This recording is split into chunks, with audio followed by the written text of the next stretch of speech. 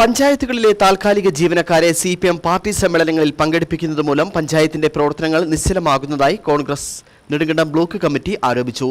ദിവസവേതന അടിസ്ഥാനത്തിൽ എടുത്തിട്ടുള്ള ജീവനക്കാരെ യൂണിഫോമുകൾ നൽകി റെഡ് വോളണ്ടിയർ പരേഡിനും സമ്മേളനങ്ങൾക്കും പങ്കെടുപ്പിക്കുകയാണെന്നും പഞ്ചായത്തിന്റെ ദൈനംദിന പ്രവർത്തനങ്ങൾ പോലും ഇതുമൂലം പ്രതിസന്ധിയിലാകുന്നതായും കോൺഗ്രസ് നേതാക്കൾ ആരോപിച്ചു.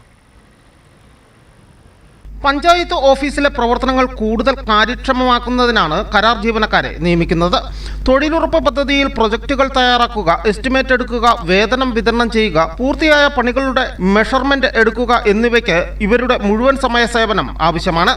എന്നാൽ സിപിഎം പാർട്ടി സമ്മേളന കാലമായപ്പോഴേക്കും താൽക്കാലിക ജീവനക്കാർക്ക് പഞ്ചായത്ത് ഓഫീസിൽ കയറാൻ വല്ലപ്പോഴും മാത്രമേ അവസരം കിട്ടുന്നുള്ളൂവെന്ന് block Congress committee president CS Yasodharan പറഞ്ഞു.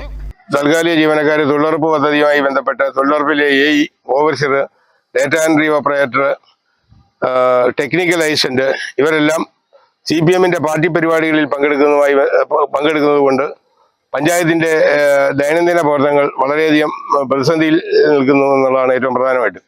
സാധാരണപ്പെട്ട ആളുകളെ സംബന്ധിച്ചിടത്തോളം മഹാത്മാഗാന്ധി ദേശീയ ഗ്രാമീണ തൊഴിലുറപ്പ് പദ്ധതിയിൽപ്പെടുത്തി AE, overseer, data entry operator കൃത്യമായി ഫീൽഡിൽ പോയി മസ്റ്റോഡ് തയ്യാറാക്കുന്നതിനും എസ്റ്റിമേറ്റ് എടുക്കുന്നതിനും നിരവധി പദ്ധതികൾ ആവിഷ്കരിക്കേണ്ട ഈ സമയത്ത് പാർട്ടി സമ്മേളനങ്ങൾക്ക് വേണ്ടി ഇവരെല്ലാം പ്രവർത്തിക്കുന്നതിന്റെ അടിസ്ഥാനത്തിൽ തൊഴിലുറപ്പ് പദ്ധതി വരെ അവതാളത്തിലായിരിക്കുകയാണ്. CPMന്റെ ബ്രാഞ്ച് സമ്മേളനം, ലോക്കൽ സമ്മേളനം, ഈ സമ്മേളനങ്ങളിലെല്ലാം റെഡ് വാളണ്ടിയർമാരായി പങ്കെടുക്കുന്നത് പാമ്പാടമറ പഞ്ചായത്തിലെ താൽക്കാലിക ജീവനക്കാരാണെന്നുള്ളത്.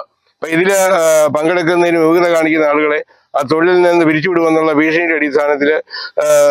ഭീഷണിപ്പെടുന്നതിന്റെ അടിസ്ഥാനത്തിൽ താൽക്കാലിക ജീവനക്കാരെല്ലാം ദൈനംദിനമായിട്ട് പഞ്ചായത്തിൽ വരാതെ, പഞ്ചായത്തിന്റെ പദ്ധതികളിൽ വരാതെ വന്ന് ഒപ്പിട്ടുകൊണ്ട് മറ്റ് രാഷ്ട്രീയ പാർട്ടി പ്രവർത്തനങ്ങളിലേക്ക് പോകുന്നത് പഞ്ചായത്തിന്റെ ഭരണപ്രതിസന്ധിയിലേക്ക് വന്നിട്ടുണ്ട് എന്നുള്ളതാണ് ഏറ്റവും പ്രധാനമായിട്ടുള്ളത്.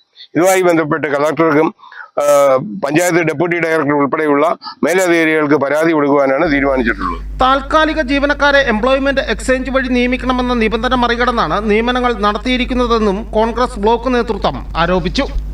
News bureau, Udumbanchola.